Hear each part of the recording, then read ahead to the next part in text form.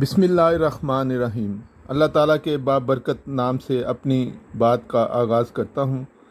नाज़रीन, आज आपको एक ऐसा दिलचस्प व अजीब वाक़या सुनाने जा रहा हूँ जब बच्चों को डाक के ज़रिए एक जगह से दूसरी जगह भेजा जाता था। ये काम किस मुल्क में और कब शुरू किया गया, जानिए ऐसी हैरान कुन मालूमात जिनसे शायद आप पहले वाकिफ़ ना हों। वैसे तो मौजूदा अहद में खतूत और अशिया की तरसील के लिए महकमा डाक का इस्तेमाल बहुत कम हो गया है, मगर क्या आप यकीन करेंगे कि एक वक्त ऐसा भी था जब खतूत और पार्सल के साथ बच्चों को भी एक से दूसरी जगह डाक के निज़ाम से भेजा जाता था। वाकई 20वीं सदी के आगाज़ में ऐसा कुछ अमेरिका में देखने में आया। ये उस वक्त शुरू हुआ जब अमेरिकी पोस्ट ऑफिस की जानिब से बड़े पार्सल भेजने की सहूलत को तोसी दी गई।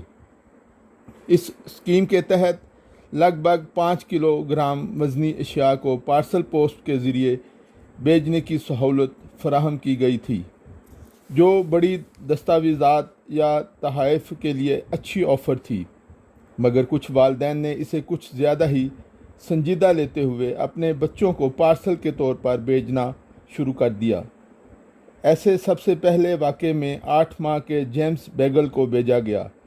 दर हकीकत इस बच्चे के वालिदैन कुछ ज़्यादा ही सुस्त थे, जो इसे चंद मील दूर दादा दादी के घर लेकर जाने की जहमत भी करना नहीं चाहते थे। उन्होंने 15 सेंट में बच्चे को डाक के ज़रिए भेज दिया, और चूँकि जेम्स का वज़न 5 किलो से कम था तो महकमा डाक की शराइत की खिलाफ वर्जी भी नहीं थी।